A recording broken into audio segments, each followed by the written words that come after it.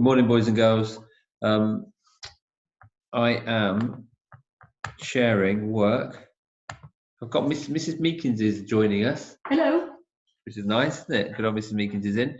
So I am going today to go through a little bit of my story. But first, we've had letters. It feels like it's a radio show or something now. Well, Mrs Meekings says it's like Blue Peter and people are sending things in. So I've got two things to share. So a big shout out. Sorry, it's like a really naff DJ thing to say.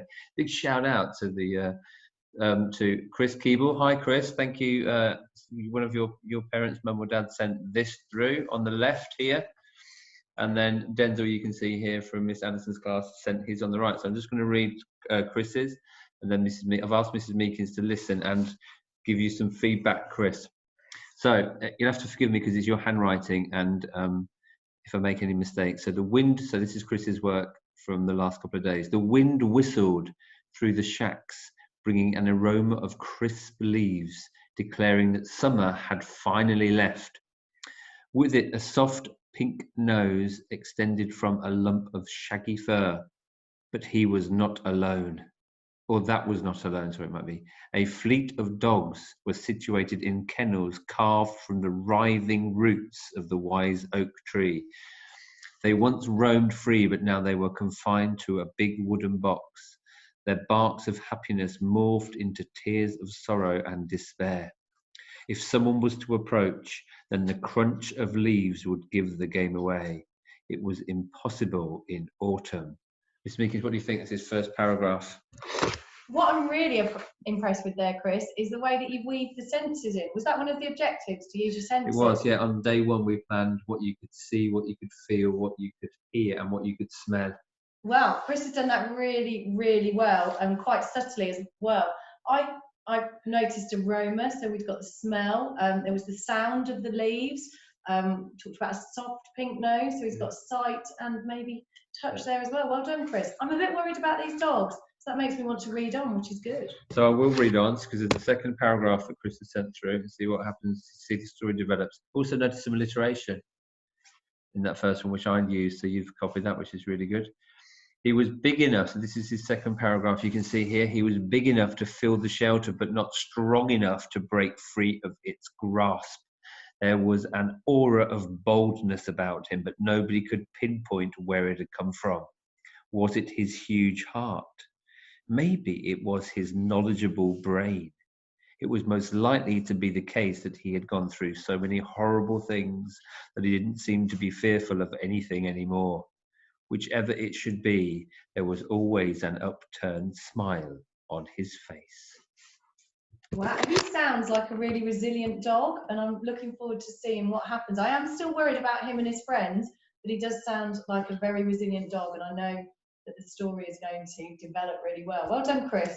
Great, Chris. Thank you for that. And then to the right here, let's just quickly read Denzel's. Denzel was the first person to email, so thank you, Denzel.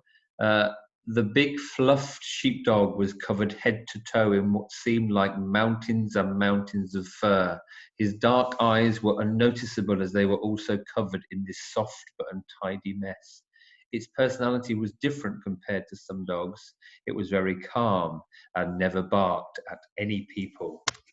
Ooh, that's a really great character description there, Denzel. Again, I can hear the senses coming through. What I really like about this, Mr. Garley, is I'm not reading them, I'm listening to them. And these are great stories being read aloud. So well done, Denzel, and well done, Chris. I want to read on with that one as well and find out more about this dog's personality.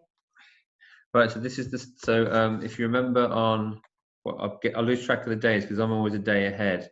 So this will go on tomorrow, but I say hi like it's today, so I'm easily confused. Right, so whenever it was, we shared the story plan, if you remember, which you can see now on the screen. So I started to write my story today. Mrs Meekins will tell you, I started to write it and then turned it off without saving it. So I lost it, so I was a bit cross. But we showed some resilience and then I've rewritten it. So here we go. So this is, if you remember, I've tried to capture the whole point of the story, which is the dog is lost and he thinks he's a squirrel. So I've tried to set the scene. Mrs Meekins hoped to give me some feedback. She hasn't read it or seen it either. It's quite long, so because I tried to do it justice. Anyway, So the lead dragged behind Katie as she trudged back to the car with her head bowed. Her dad pressed the little button on his car keys. The car bleeped and whirred, and the locks opened. He looked down at his daughter, who looked sadly down at the lead. He patted her on the head. Next Saturday. We'll find him next Saturday. She looked up at him with watery eyes and sniffed. We could get a burger on the way home, and then what would you say to making some more posters that we put up in shop windows across the town? Katie looked down at the lead again and rubbed her nose as she sniffed. Can I use my best felt tips? Her dad put his arm around her and gave her a cuddle. You get your best felt tips while I make my own poster on the computer. We've got so many lovely photographs of Ralph as a puppy and as a fully grown dog that we will help people find him and bring him home before we know it. Come on, climb in the car and let's get milkshakes. As the car lit up and carried Katie and her dad out of the car park, something was afoot under the large oak tree across the fields in the woods behind them. The tree was in the centre of the forest just across two fields that were across from the car park. Underneath the tree was a hive of activity. A rather rotund, elderly-looking squirrel was standing on the top of a large root that was protruding from the ground. As you're all aware, he told the hundreds of squirrels who had gathered underneath the tree for his auspicious meeting, winter is upon us and it will soon be time to start burying acorns around the woods. So in your teams, the Council of Squirrels need you all to start collecting and finding hiding places. Listening at the very back of the meeting, with his head cocked to one side inquisitively, was a very unsquirrel-like squirrel, considerably bigger than all the other squirrels by some way, and decidedly a lot more dog-shaped and a lot less squirrel-shaped. Hanging around his neck was a bright blue leather collar with a silver tag dangling from it. On the silver tag was etched a name, Ralph. Sat upon Ralph's rather broad dog-shaped back was a young squirrel named Brian. He lifted one of Ralph's floppy dog-shaped ears and whispered, another meeting that could have been an email. It's time to start finding and burying acorns. Let's go. Ralph turned away from the gathered group of squirrels, and with one bound from his giant legs, he was gone, knocking squirrels flying left, right, and center, creating a domino effect that eventually caused the elder squirrel to fall from his lofty position, face first, into a pile of squishy autumn leaves. Brian gripped the collar tightly as Ralph bounded through the woods, swooping underneath low branches and leaping over giant roots. Eventually, they skidded to a halt in front of the second largest oak tree in the woods, knocking the other squirrels under the tree flying. Brian leapt from Ralph's shoulders, and his arm and his sharp little claws gripped the rough bark of the tree. Inverted means upside down. He looked back at Ralph and said, I'm going to climb to the top branch where the fattest, sweetest acorns hang. I'll gnaw them away from the branch and you can catch them in your mouth. Under no circumstances do you try and climb this tree, Ralph. You know what happens when you try and climb trees. Ralph turned his head to one side and gave the already ascending squirrel a quizzical look. As Brian scurried higher, Ralph's back legs began to tremble. As Ralph's back legs trembled, the other squirrels on the ground slowly started to move away. Brian scurried even higher, and Ralph's front legs began to tremble. As Ralph's front legs trembled, even more squirrels on the floor began to move away. As Brian finally disappeared out of sight, Ralph's whole body began to shake, and squirrels scattered everywhere because they knew what was going to happen next. Ralph bounded backwards, knocking squirrels flying, and then bounded forwards, knocking squirrels flying towards the tree. He leapt towards the bottom branch with his mouth open, baring his teeth.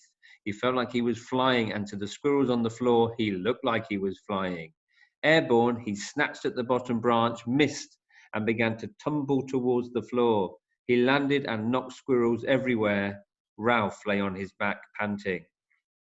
He's got to go, murmured the injured squirrels as they limped away from the scene, as the fattest, sweetest acorns rained down and bounced off Ralph's fluffy tummy. As quickly as Brian had ascended, he descended and stood next to Ralph, who was still lying on his back. You tried to climb the tree again, didn't you? Said Brian, lifting the ear of the panting dog. The dog smiled and gave Brian an almighty sloppy lick with his giant pink tongue. Wow.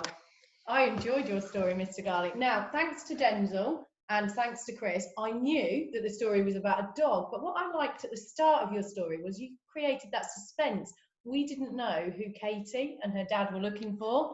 I think there was that clue with the lead. So well done there for creating your suspense. The other thing that I really liked, and if I'd got a marker pen, I'd be marking it in blue, was sometimes we need complicated descriptions, but sometimes we talk about actually the simple words, the simple way of looking at it is the best. We saw some great complicated descriptions from you and from Denzel and Chris, but sometimes words like dog shaped are just what we need, or decidedly unsquirrel shaped. So well done, Mr. Garling. Really enjoyed that. I did work really hard, didn't I? You did work hard. I've worked so hard this morning on that story. Can I also share with the children that every time I've passed this office, and this is just to share the fact that teachers don't know everything, there'd be a comment come out of the office like, Mrs Meekings, what tree is it that acorns grow on? And I would reply, Google it, it's an oak tree. Or another comment like, are you sure squirrels actually hibernate? So yeah, just don't forget, it's okay to ask questions, because even your head teacher asks those sort of questions when he's working. Use the internet to check as well, because I had to. Apparently they can bury an average of 25 acorns a year or so, I don't know. Google it. Find out about squirrels, and if you're going to choose to do, you don't have to choose squirrels, of course. You could do a chase story, a person in the wrong place at the wrong time kind of story. It's up to you. But here's my story. I think I've probably got 2 more sections to go, and then it's finished. So your job now is to use your plan and start writing your story. And remember, please, you can email them to me, and I'll pop them on a recording, and we'll read them out and give you a shout out. Can I do another shout out, please, Mr. Garlic? Yes. This is a shout probably to our youngest listener. Can we say hello to Sam Bullis, Mrs. Bullis's little boy, who is loving listening to Mr. Garli's voice on YouTube and Facebook. So hello, Sammy. I hope you're okay. Hope you're looking after mummy. Yeah, just the voice. Apparently my face gives people nightmares. So yeah. Anyway, love you all. Take care. Stay in, and we'll post this tomorrow and record the next thing tomorrow. Take care. Bye bye bye bye bye.